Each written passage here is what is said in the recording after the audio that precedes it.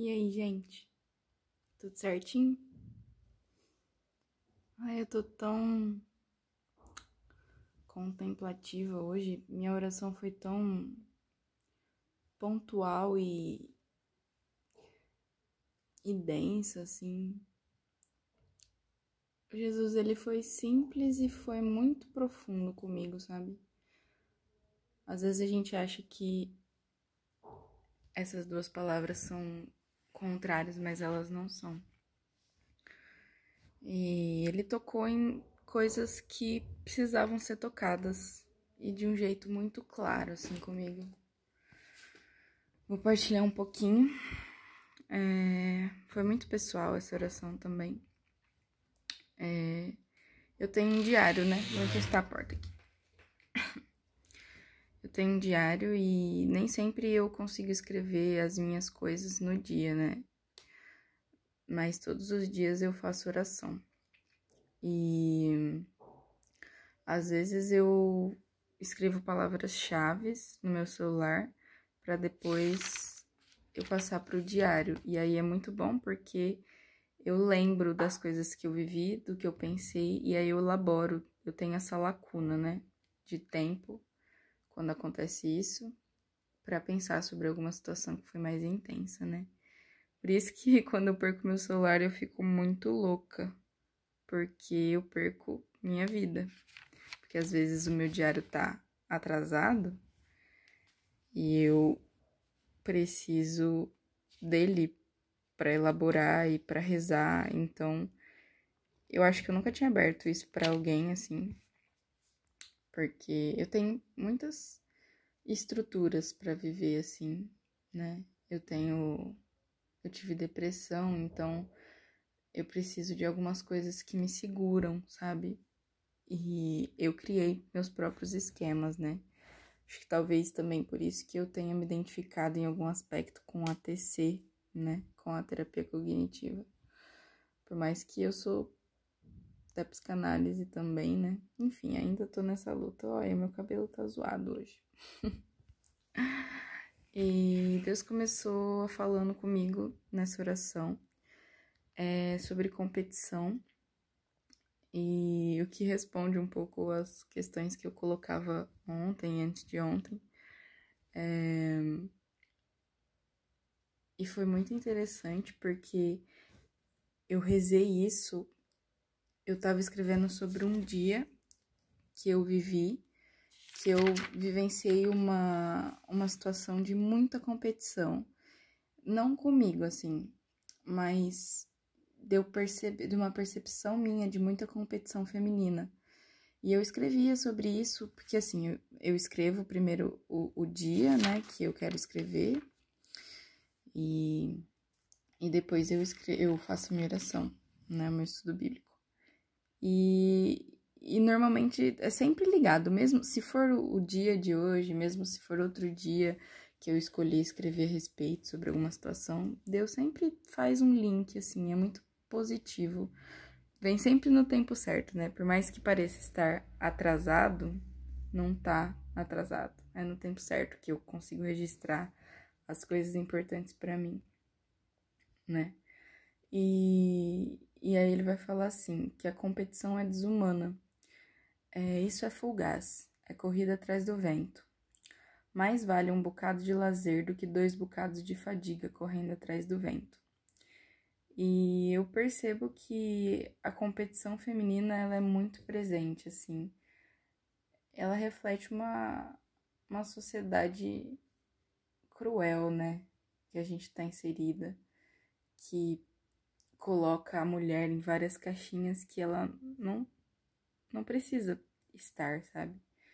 E eu percebo que muitas mulheres, elas se deixam moldar por essas caixinhas por medo, assim, sabe? Por medo de não estar correspondendo, por medo de não estar sendo uma mulher de verdade, sabe? De não estar agradando o coração de Deus, talvez, né? Então a gente vai se deixando abalar por essas coisas que são impostas pra nós e a gente às vezes nem se questiona, sabe? Tá tudo bem você querer fazer uma coisa e fazer ela, mas não tá tudo bem se você faz ela porque sim e porque você nunca se questionou, sabe, a respeito. E se questionar não significa, sabe, sair da vontade de Deus nem nada, mas se questionar, muito pelo contrário, a gente vai buscando caminhos e Deus vai conduzindo essas perguntas, as nossas questões, sabe? E nós somos iguais, sabe? Como seres humanos, né, homens e mulheres, mas também nossa classe de mulheres, nós temos as mesmas questões, sabe? Então, por que competir, entende? Não faz sentido mais, assim, pra mim. E Deus foi trabalhando, porque por muito tempo eu fui essa mulher, né? Que eu fui essa pessoa cheia de inseguranças, que competia muito com as outras mulheres, que competia muito com todo mundo, querendo um espaço, né? Mas quando a gente compete por um espaço, por uma aprovação, ou só por corresponder mesmo a um padrão, a gente nunca ganha algo por ser a gente mesma, sabe? O que a gente vai ganhar vem desse padrão estabelecido, né? E aí, além disso, dessa questão feminina, né, que Deus trouxe pra mim, ele também confirmou a pergunta de ontem, né, sobre o sentido da vida, que a gente não é sobre eu e o outro, por mais que o outro esteja caminhando comigo na vida, mas sim sobre o meu relacionamento com Deus, o sentido da vida, né?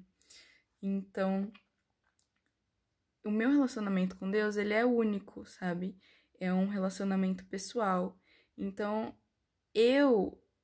Ana Beatriz e Deus temos um relacionamento e ele tem que ser cultivado. Meu pai, Alexandre e Deus têm outro relacionamento. E cada relacionamento, Deus olha para cada filho de um jeito muito único, muito especial, sabe? Então a gente não precisa competir por um lugar no coração de Deus, a gente já tem o nosso lugar e Deus já planejou coisas lindas e grandes pra gente, sabe? Pra Ana Beatriz em especial, pra você em especial, sabe? Então, é mais ou menos o que eu falei no vídeo do banquete também, né? Que a gente tem o nosso espaço e a gente tem que tomar posse disso. Não ficar querendo comer a comida do outro, porque não vai ser boa pra gente, sabe? O que é plano de Deus pro outro não é plano de Deus pra nós, sabe? E a gente não vai se encaixar. E também ele vai falar que como o sentido da vida não é o fim do caminho, vale muito mais você caminhar um passo focado no seu relacionamento com Deus e focado nas suas questões, né? Do que você caminhar 20 passos só porque você quer andar, sabe? E pra onde você tá caminhando, sabe? E por que você tá caminhando, sabe? Então, isso cai muito no meu coração, assim. E Deus também colocou no meu coração que a competição, ela produz insegurança e fragmentação. Ou seja, quanto mais eu competir com alguém, mais eu vou perder o sentido da minha caminhada, sabe? Mais eu vou caminhar e não chegar a lugar nenhum. É louco, olha lá, Deus sendo Deus com a mentalidade dele também, né? É louco isso, pensar que a gente pode caminhar e não chegar a lugar nenhum, por mais que a gente ande, como se a gente estivesse numa esteira, mas que se a gente der um passo por vez na direção certa, a gente chega, sabe? Enfim, não sei se estou sendo clara. Esse foi o primeiro eixo da oração. Aí teve outro eixo. Vocês viram que a oração tá extremamente pessoal, né? Nesse próximo trecho, Deus falou comigo sobre egoísmo. Fala assim: mais vale estar a dois do que estar sozinha, porque dois tirarão maior proveito do seu trabalho, né? E hoje eu tava pensando sobre o quanto aconteceu uma situação concreta, mas não cabe eu partilhar aqui. Eu tava pensando no quanto eu sou egoísta, assim, sabe? Por exemplo, muitas pessoas, elas se dedicam a mim, em algum sentido, dedicam muita coisa, abdicam de muita coisa delas pra me dar coisas boas, sabe? Não só materialmente falando, mas tempo, sabe? Professores. E claro que eles ganham as coisas deles com isso e tal, mas meus pais, famílias, amigos, e muitas vezes eu não consigo, sabe? Tipo, dar o meu servir, o meu trabalho, né?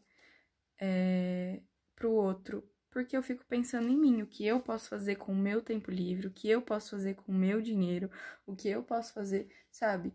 Em vez de pensar o que eu posso, como eu posso contribuir pro outro de alguma forma, sabe? Um outro, não só nesse sentido de gratidão porque alguém fez alguma coisa por mim, mas não, porque eu tô falando assim, muitas vezes eu vejo a necessidade de alguém, eu posso fazer alguma coisa e eu não faço. Porque vai me tirar de uma posição, vai me colocar numa posição de vulnerabilidade, alguma coisa do tipo, sabe? E eu prefiro a minha posição de vulnerabilidade, de controle, de estar acima de alguma forma, que é uma insegurança, do que uma postura solidária, né? Foi um tiro. E aí, Deus me trouxe assim, o quanto que eu sempre tô tentando levar vantagem, porque eu sou muito boa em analisar, eu sou muito analítica, então eu analiso situações, eu vejo, será que isso pode dar certo? Então eu vou. E eu analiso milimetricamente, peso os prós e contras, tudo, penso 500 mil vezes antes de fazer alguma coisa. E isso me faz tomar muitas decisões. A maioria das minhas decisões eu tomo porque eu vou ganhar alguma coisa, sabe? Quase nunca é uma entrega livre, sem peitar, tipo, sem pesar as consequências. Isso é ótimo, sabe? Isso é ótimo porque a gente não é só tirar vantagem, né? Isso é um discernimento, uma sabedoria pra gente saber viver com qualidade. Só que eu nunca me entrego se eu não vejo vantagem. Então isso é ruim, porque às vezes você só precisa dar, sabe? A vantagem é o dar. E eu muitas vezes não consigo ter esse desprendimento, né? Aí falou assim, continuava falando de unidade, né, o capítulo. Eu tô rezando o capítulo 4 de Eclesiastes, eu não sei se eu falei isso pra vocês, mas eu tô falando agora. Se um cai, poderá ser levantado pelo companheiro. Se dois deitam juntos, um poderá aquecer o outro. Eu tô vivendo faz uns 3 anos isso, desde que eu tô saindo do casulo, mas Deus tá mexendo muito na minha afetividade, eu finalmente tô conseguindo deixar ele mexer. E eu tô vivendo um tempo, assim, que eu percebo que eu ainda não tô pronta, assim. Não que eu não tô pronta pra um relacionamento afetivo, né? Eu nem sei se eu vou ter um relacionamento afetivo, se essa é a minha vocação, né? Mas eu percebo, assim, que quanto Deus tem me lapidado nisso. E lendo esses versículos, eu tenho pensado em como eu tô evoluindo nos meus relacionamentos. Eu tô conseguindo me relacionar com as pessoas de um jeito mais leve, de um jeito mais pontual mesmo, assim, direto, de um jeito honesto, que antes eu não fazia. E aí Deus me levou a pensar em todas as formas, no porquê, nas minhas questões centrais, né? Por que eu tinha tanta dificuldade em me relacionar. Aí eu voltei no compromisso, né? Sempre volto no compromisso. E aí Deus foi me mostrando que eu tinha medo de me comprometer porque eu tinha medo de decepcionar, né? As pessoas, de não corresponder a algo e tal que elas queriam, sei lá, alguma expectativa delas, porque as pessoas têm muitas expectativas quando elas entram em relações, mesmo que elas não tenham isso claro, sabe?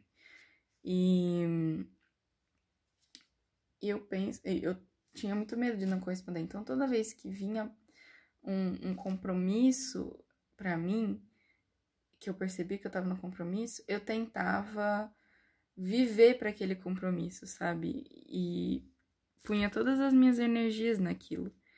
E hoje na oração e na terapia, que eu fiz terapia hoje de manhã, a gente falou muito sobre isso, mas eu tava elaborando até Deus falar comigo. Eu entendi que eu não preciso mudar a minha vida. O compromisso é uma formalidade para uma relação que já acontece, sabe? Ninguém entra num compromisso do nada, sabe? Tipo, tem todo um processo para você entrar no compromisso. E eu preciso existir no compromisso, sabe? O compromisso não é uma cobrança, não é uma pressão. Ele é só presença, sabe? Dizer que eu tenho um compromisso com alguém, ou com um trabalho, ou com a igreja, é dizer que eu me relaciono com a igreja, com o trabalho. Não pode vir todo um peso de, eu vou ser referência, eu vou ser aquilo. Não, porque esse não é o centro, isso são consequências, e as pessoas que lutem se, tipo, você não for uma referência, ou se você não fizer um bom trabalho, você tem esse direito, sabe? Você tem o direito de não preencher, na verdade não é nem o direito, você precisa não preencher as expectativas, todas as expectativas dos outros, para que para que você exista nas relações, porque eu cheguei num ponto que eu me sentia tão pressionada que eu só ia correspondendo, que eu tinha várias versões, assim, cada pessoa que eu conhecia, eu correspondia à versão que as pessoas queriam, porque eu tinha medo de ser a minha versão, de dar o meu tempo, como eu precisava dar, e não ser entendida. Mas se eu não for entendida, qual que é a razão de me relacionar, sabe? Pelo menos você tem pessoas por perto, mesmo que elas não sejam de verdade, sabe? Uma amiga argumentou um dia. Tá, beleza, elas vão te dar algumas facilidades que são mesmo muito mais aconchegantes, mas isso é o suficiente, sabe? É o suficiente você ser... Porque se você corresponde à expectativa de alguém, as pessoas vão te reforçar, porque elas querem isso, mas isso não é um controle. Então, tipo, até quando a gente vai ficar vivendo nesse controle, sabe? Então, Deus me chamava pra fora, assim, falando, seja você com sua autenticidade, a gente vai caminhando nos pouquinhos, a gente tem um compromisso, eu e Deus, né? E isso é muito bonito pra mim, sabe? Eu vou chorar. Porque entender que Deus Ele aceita a minha verdade, Ele aceita por qualquer que seja ela, e a minha verdade hoje é uma verdade muito difícil, sabe? É uma verdade que eu não queria olhar. Tem coisas aqui que há anos eu tô jogando pra baixo do tapete, sabe? E Deus me diz, tá tudo bem, a gente vai junto, a gente vai, e não importa se não tiver mais ninguém, tem eu e você, isso importa. E isso me deixa muito, me faz sentir uma segurança no compromisso, como eu nunca tinha sentido antes, né? E me faz desejar compromissos, e sabendo que eu existo neles e que posso me movimentar, que posso ser eu, né? Esse canal é cura interior pura. E aí a gente continua falando de compromisso, né? Ele fala... eu vou ler um antes, porque... Foda-se a sequência. Quando você falar com Deus, não seja precipitado e o seu coração não se apresse a falar. Fale pouco. Deus me falava aqui que eu preciso estar presente na oração, sabe? Que às vezes eu faço minha oração de um jeito ativista, querendo resposta, não só querendo a presença dele. Esses dias eu tava baixando umas músicas da Colo de Deus, tava escutando, fazia muito tempo que eu não escutava Colo de Deus, e aí eu tava meio que organizando minhas músicas, meus pendrive, e aí eu ouvi várias músicas deles, e sempre o Hugo falava assim, Deus, umas ministrações, né? Deus, a gente tá aqui por causa da sua presença, porque a gente quer estar na sua presença. Por mais nada, a gente não veio buscar nada, sabe? A gente só quer Jesus, só quer a sua presença. E Deus me cobrava isso muitas vezes, que eu fazia uma coisa muito técnica, né? Por causa da minha rotina, sim. Mas será que valia a pena, então, fazer tudo que eu fazia se eu abdicava tanto do meu tempo com Deus? Enfim, e ele me incomodava, ele falava, viva o presente. Até quando eu tô com os meus amigos ou quando eu tô com os meus pais. Ontem mesmo eu fui assistir série com os meus pais e eu não conseguia ficar vidrada na série com eles, sabe? Eu mexia no celular. Então, esteja presente, sabe? E viva as coisas. Por exemplo, uma coisa que eu tô treinando também no WhatsApp. Eu sempre fui a pessoa que respondia na hora, porque eu penso, mano, a pessoa vai achar que eu não quero falar com ela e tal.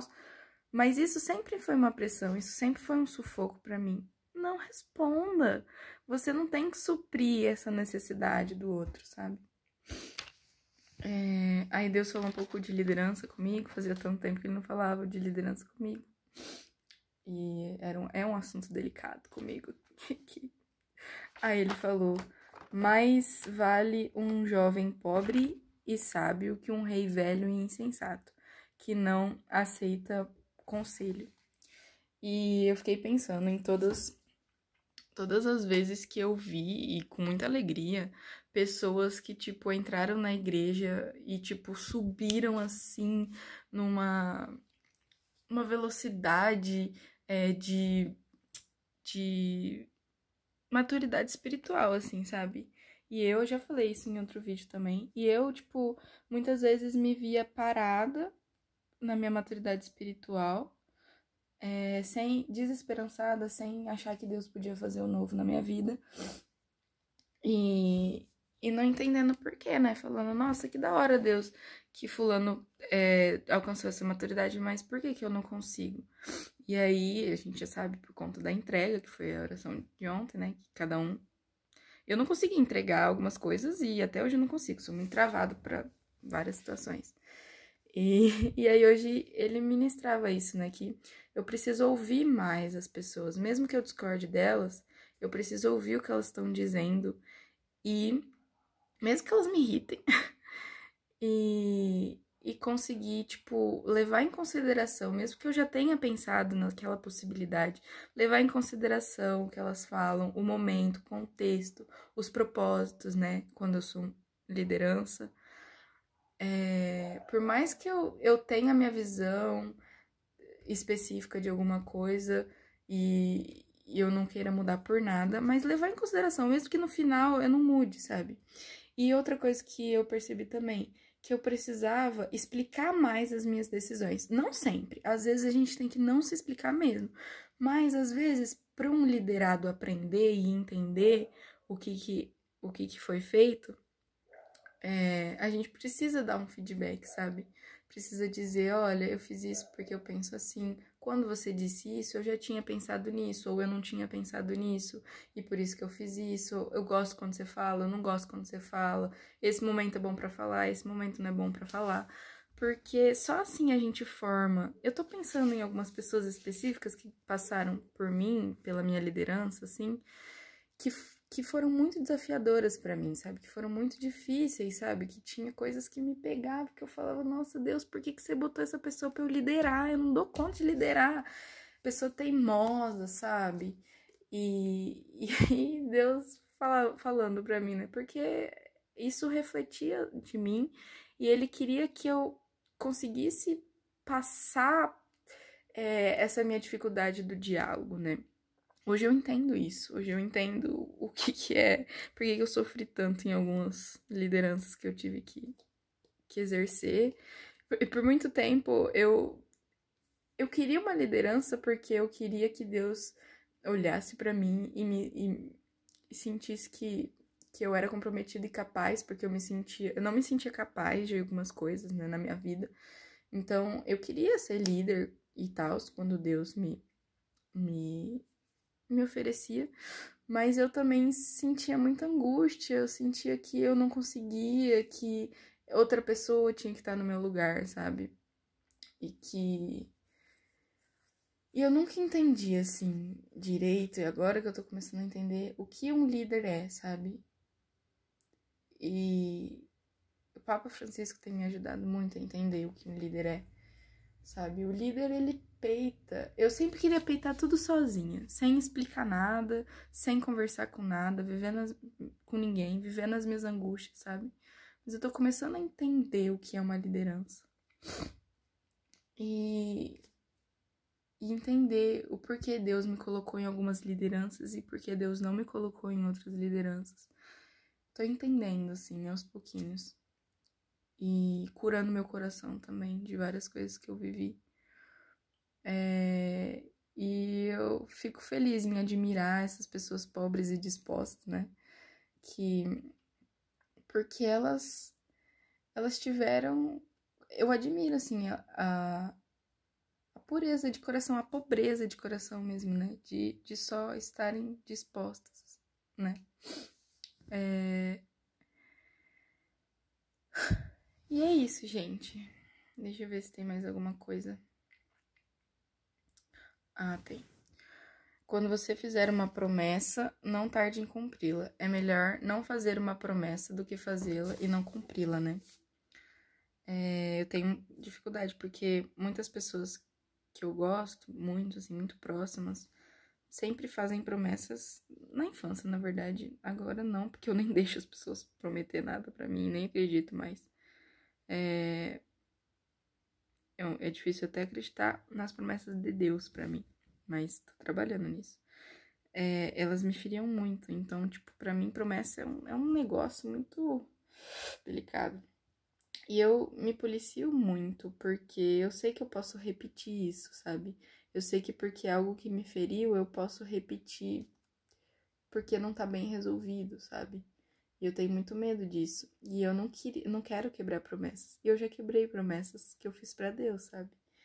E hoje Deus me libertou na oração e disse: eu sei por que você quebrou. Não tem problema, sabe? Não tem problema. E a gente vai seguir de hoje. E você pode me prometer na sua verdade. E você pode não conseguir corresponder, sabe? Você pode. E a gente vai seguir. E a gente vai seguir de qualquer forma. Porque não é sobre um certo ou um errado que é rígido, mas sobre o nosso coração, sabe? Lá em Isaías vai falar isso. Eu não sei se é Isaías. Não, é Samuel. Vai falar que Deus vê o coração, mas o homem só vê o externo, né? Então, e é isso, assim, Deus não vai julgar as suas atitudes.